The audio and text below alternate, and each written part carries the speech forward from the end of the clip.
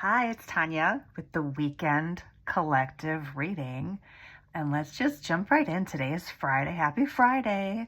Friday, November 22nd, 11:22. This is actually this is the Sacred Medicine Oracle deck by Asha Frost. And this is the Sacred Medicine card. So what do we have going on here? What's calling to you?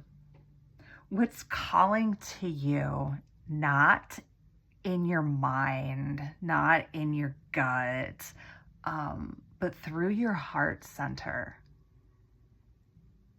And I would really take this as that sign to go sit, give yourself some time, sit, do some breathing, do some stretching, do some yoga, whatever you got to do to get into that calm space of self.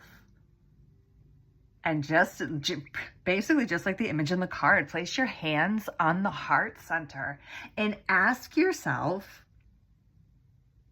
what feelings are there? Like just when you breathe into it, when you focus on it, what's coming up for you? This is a good invitation to kind of feel into that. But it's also, we have more going on here, because this card is also about accepting that inner calling that you've most likely been getting, but maybe telling yourself that you're not ready, or you don't have your gift honed enough or mastered enough. This is a card about following that spiritual call, that heart call, which seems like, of course, I feel like I say this every time, but Pluto has finally moved into Aquarius. So we are in we're a new generation, basically. We have now entered the generation of Pluto in Aquarius. So what's calling you? What is your special brand? Thinking back on the Aquarius theme, this is a call to really explore your special brand, your special flavor, the special twist that you put on something that maybe you think that, everybody does XYZ. Well, everybody might do XYZ, but they're not going to do it the way that you do it. So this is an invitation to really sit and contemplate how you can show up authentically, how you can show up vulnerably, and let your weird light shine. Because too, like, this is very Aquarian, like I'm getting a very Aquarian vibe. So how are you going to be unique? How are you going to not care what other people think and just really operate from that heart space?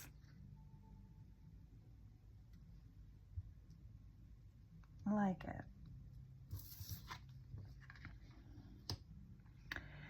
You have the ability to affect your own destiny. And what I love right off the bat is the progression of, we have the sun in both of these cards, but it's obviously a very different feel.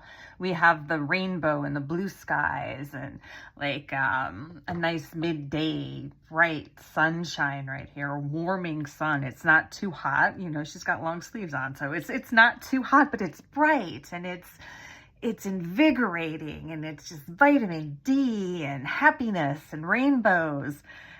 And then we come into the natural progression, and we have a figure here walking a lone path into this burning, setting sun.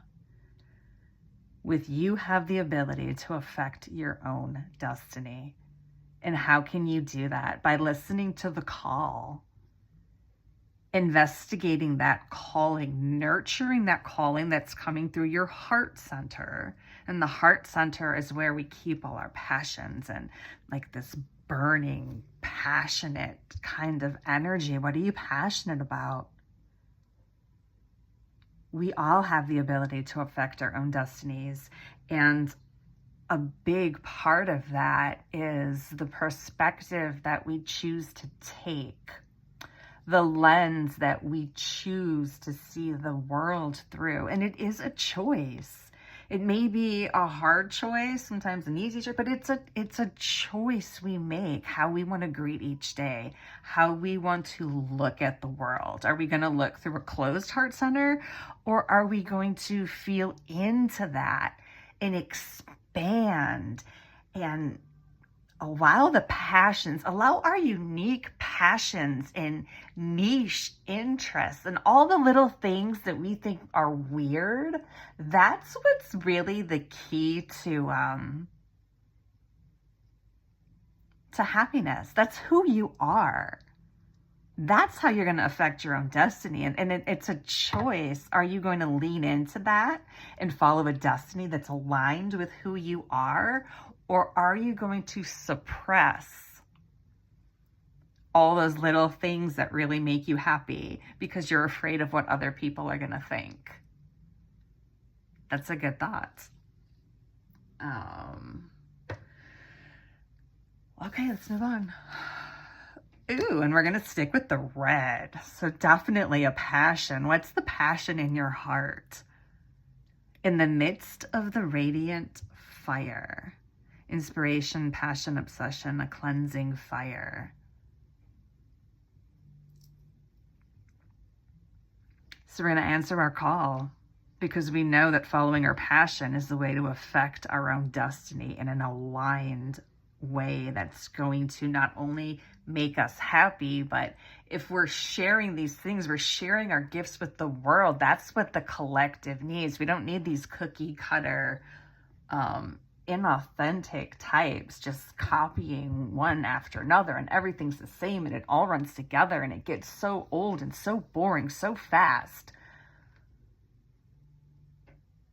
So let's operate from our passion.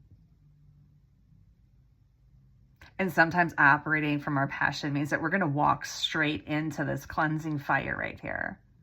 But we're going to walk into it knowing that what is burning away is only making room for what's really in our hearts, for our true desires to be able to come through. It's this divine fire, the heart fire.